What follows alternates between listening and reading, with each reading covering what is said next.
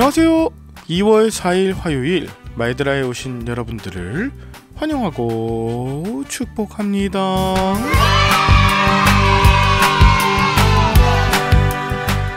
오늘 새벽 기온이 영하 13도입니다.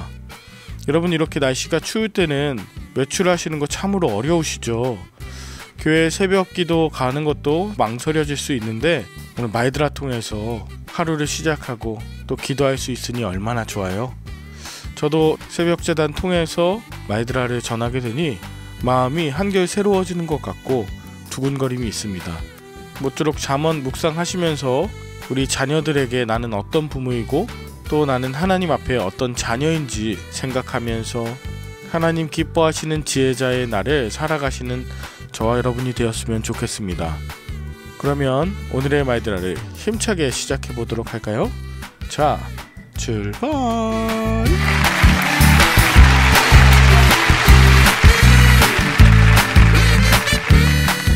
오늘은 잠언 5장 함께 묵상합니다.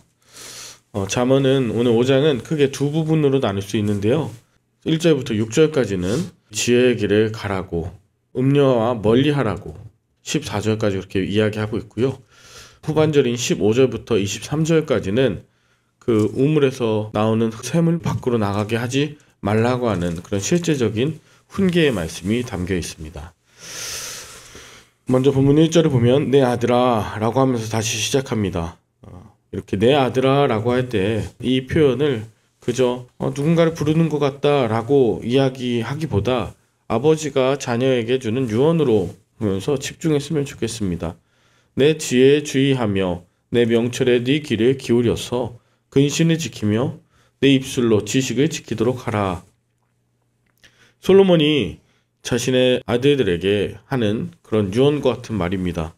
지혜에 주의하고 명철에 귀를 기울여서, 근신이라고 하는 것은 분별력인데 옳고 그름을 분별하고 네 입술로 지식을 지키도록 하라. 이 말은 결국은 하나님의 말씀을 떠나지 말고 늘 그 말씀 가운데 특별히 지혜라고 하는 그 체험적인 신앙, 내게 주신 그 가슴에 새겨주신 그 말씀을 갖고 항상 묵상하면서 그것을 가벼이 여기지 말라고 하는 그런 유언입니다.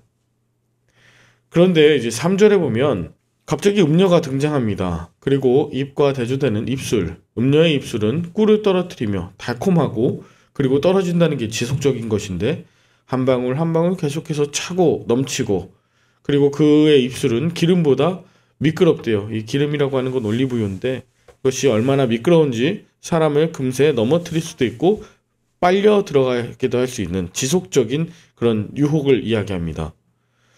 그 음녀의 입술이 얼마나 달콤하고 또 미끄러운지 그저 빨려 들어가기 시작하면 4절 나중은 쑥 같고 두 날 가진 칼같이 날카로워서 결국은 그의 발이 사지로 내려가서 그 걸음이 가장 밑바닥인 수월까지 나아간다고 합니다. 그는 생명의 평탄한 길을 찾지 못하고 자기 길이 든든하지 못하여도 그것을 깨닫지 못하고 계속해서 음녀의 그 입술 가운데로 그렇게 미끄러지고 그녀의 입 가운데 헤어 나올 수 없는 자가 된다. 여러분, 어제 말씀드렸지만 지혜라고 하는 이 명사가 여성 명사라고 하고 그거와 대조해서 지금 음녀라고 하는 것이 나오고 있는 것이죠. 그리고 오늘 마지막 23절까지 보면 계속해서 그 이방 여인 혹은 그 아내가 아닌 다른 여인과 음녀를 계속 비교합니다. 20절에도 나오는데요. 내 아들아 어찌하여 음녀를 연모하겠으며. 계속 음녀 하는데 이것을 많은 분들이 어떻게 해석을 하시냐면 너의 아내와 가정 간의 부부관계가 좋아야지 그것을 타인하고 어떤 외부의 여인들하고 그렇게 바람을 피지 마라. 이것도 한편 맞는 말일 수 있어요. 그렇게 많이 해석들 하시거든요.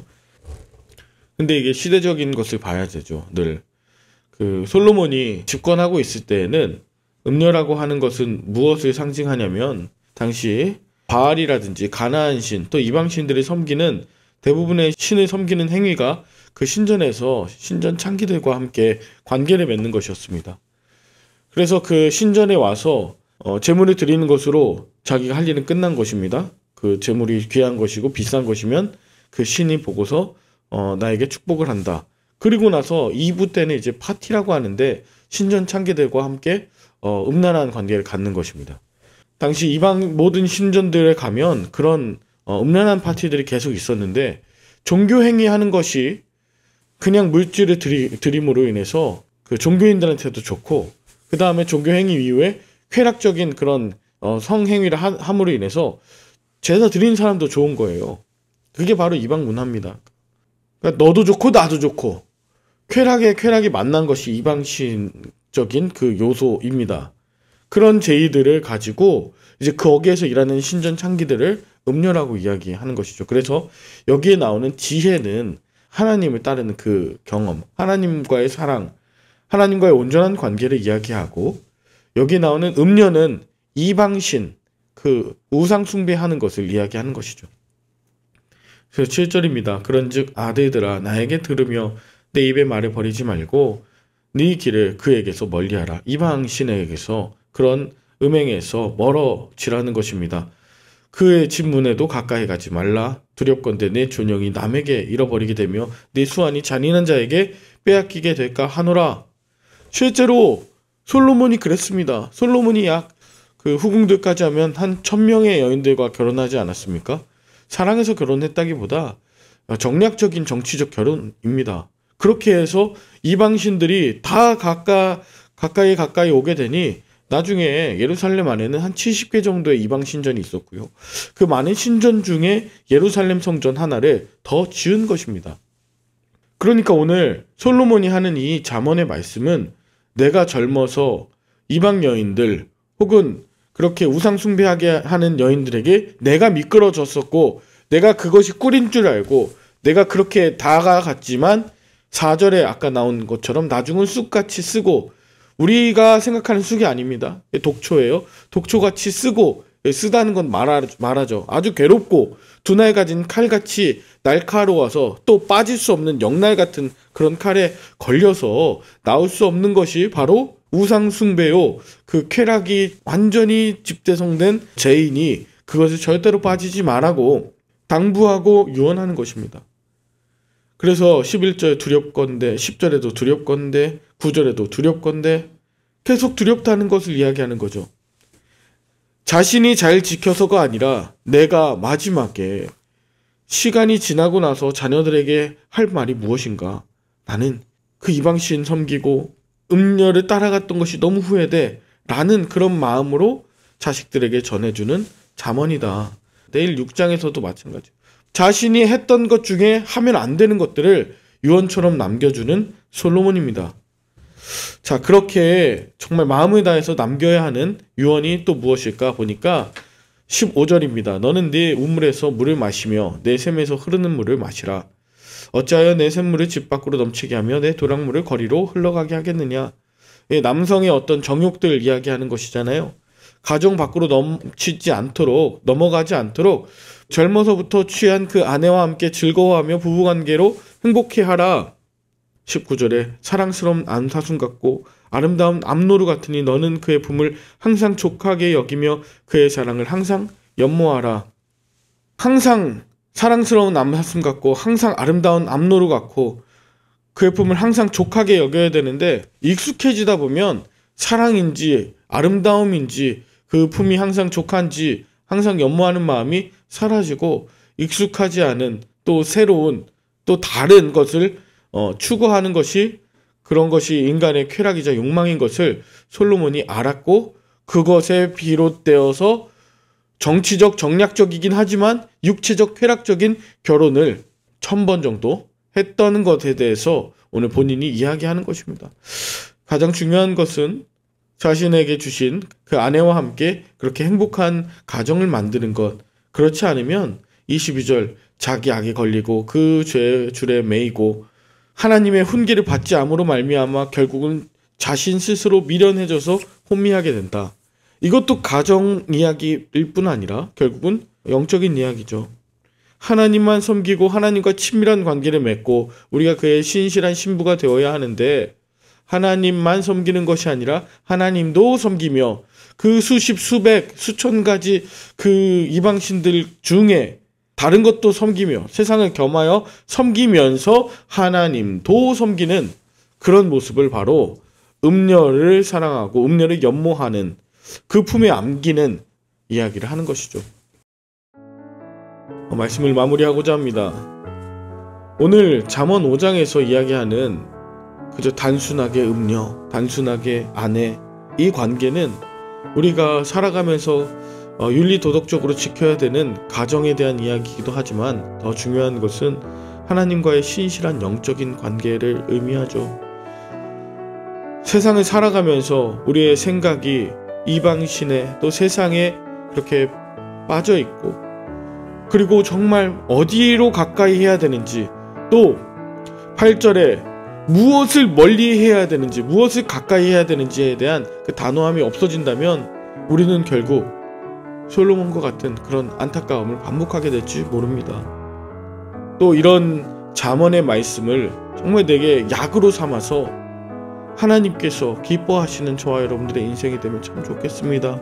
그리고 자녀들에게 이렇게 유언했으면 좋겠어요. 내 아버지가, 어머니가 인간적으로 많이 연약했지만 그래도 지금 돌아보니 하나님 그 안에서 만족하고 기뻐하고 그 안에서 사랑을 누리고 하나님께서 주시는 그 말씀 가운데, 은혜 가운데, 그 지혜 가운데 거하는 것이 내 인생의 가장 큰 기쁨이고 내가 물려줄 것은 바로 이것이라고 진정 마음에서부터 우러나와 그거 한 가지 전했으면 성공한 인생이고 성공한 유언자일 것입니다.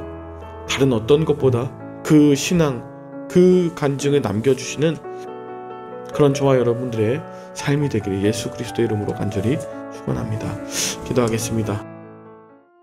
하나님 아버지, 당장 우리 입에 느껴지는 꿀처럼 달달한 것, 또 기름보다 미끄러운 것, 쉬운 것, 눈에 보이는 것, 커 보이는 것, 화려한 것, 하나님 이것을 쫓아 살았던 내 인생 가운데 우리 자녀들은 무엇을 보았을까요?